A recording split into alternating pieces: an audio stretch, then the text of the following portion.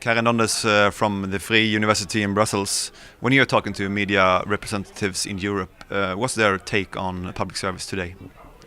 Well, that kind of differs from where you are, obviously, but I think everywhere in Europe there are various questions about public service broadcasting or public service media, where it should go, what it should do, what its relationship with private media companies should be. So these are questions that are basically asked everywhere in Europe, and certainly pressing in Western and Northern European countries. Okay, and what's public service for you as a professor?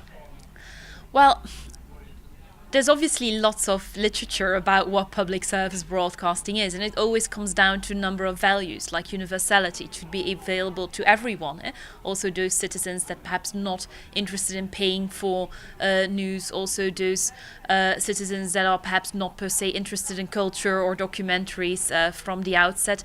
It's about quality, obviously, although that's a very difficult concept to define.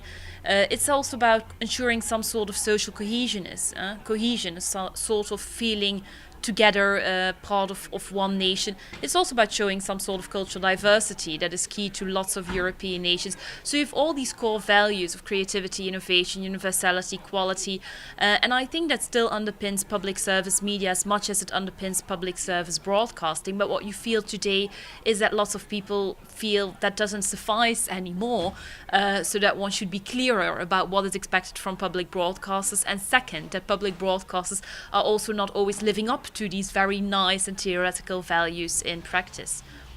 Okay, you spoke earlier about regulations and EU. Are there any way for EU to help private media companies in this competition with the public service companies? Well, the European rules are quite clear in the sense that when companies, public or private, feel that a company is, for example, abusing its dominant position, then you can go against that and file a complaint. And that's under the so-called antitrust rules.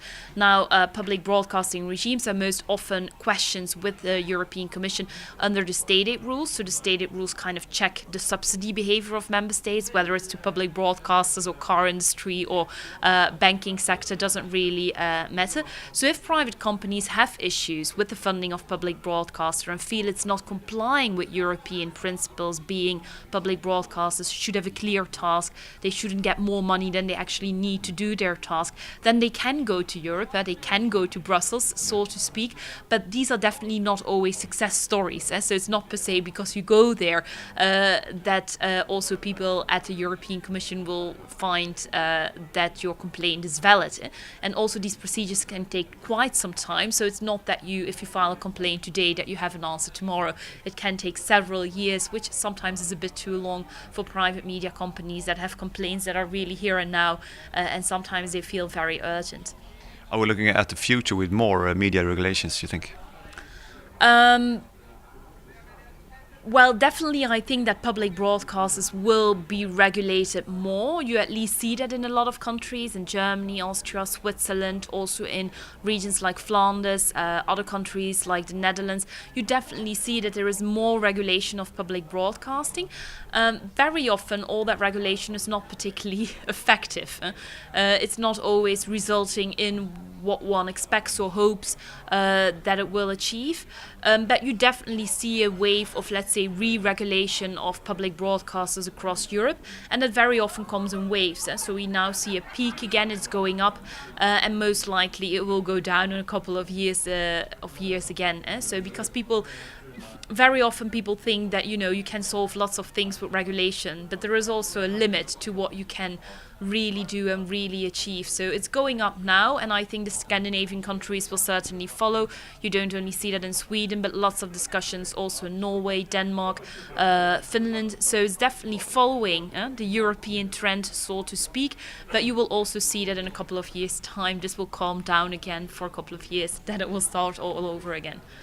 At last, to compare with other European countries, what's your take on public service situation in Sweden? Well, I have to say it's a market I do not know that well. It's clear that public service broadcasting has a very strong position in Sweden. In that sense, it isn't that different from lots of other northern and western European countries. I have the impression it's from today that it is kind of a, if I may say so, inward-looking system, very much focused on the Swedish market, and that perhaps at the moment it's kind of opening up to the fact, that the media market is no longer a Swedish market, but that it's becoming bigger and international. I think that is the biggest challenge, that we are all facing in Europe, not only in Sweden, but also in other countries. But it's definitely a big public broadcasting system, and I think a system that also has merit, that definitely delivers value to citizens, but also a public broadcaster that perhaps needs to recognize and consider more that for private media companies it's not always easy, and try to reach out and initiate collaboration and try to bundle forces to achieve more value for citizens.